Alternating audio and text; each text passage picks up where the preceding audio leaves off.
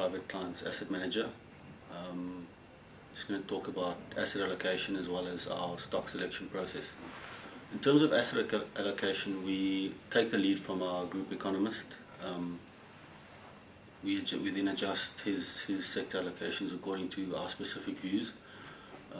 In terms of actual stock selection, we do analysis of PE ratios and analyst forecasts on the earnings and that sort of thing as a basis. I mean, those are the bread and butter sort of metrics that one looks at. But more importantly, we look at companies that have forced the market to continuously upwardly revise prospects for the company.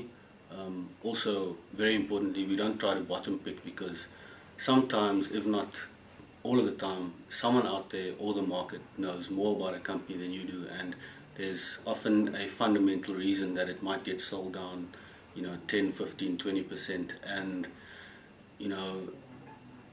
who is sort of a portfolio manager to say that they can pick a bottom? And even once a stock has bottomed out, it doesn't mean that it'll necessarily turn around with the same quantum or speed with which it fell. So we try not to do these,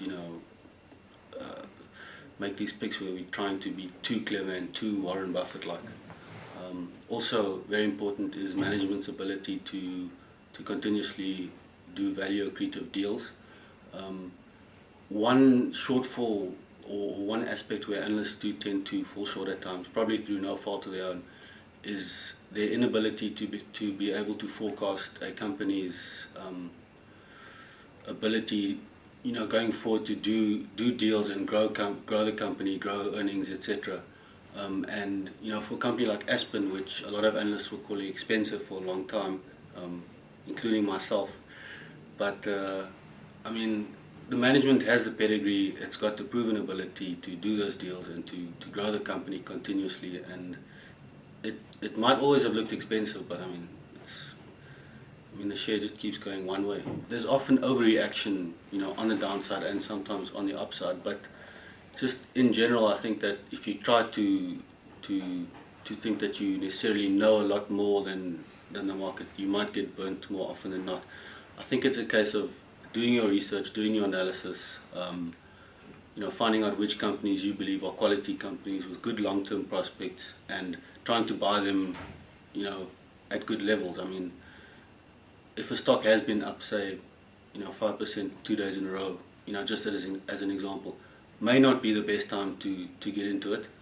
If there is a bit of a dip and you find that your fundamental view on the company hasn't changed, then that would be a strong case to get into that sort of stock.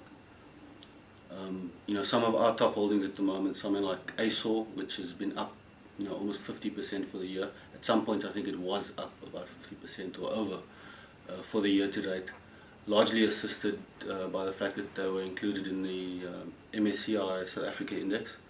Another one is Naspers. That's a sort of different story at the moment. Naspers is pretty near the top of the range where it's been over the last 4 months or so. So, at the moment, if we were implementing a new portfolio, we'd be careful in terms of the timing of getting into that particular one, because there may be some downside potential in the short term.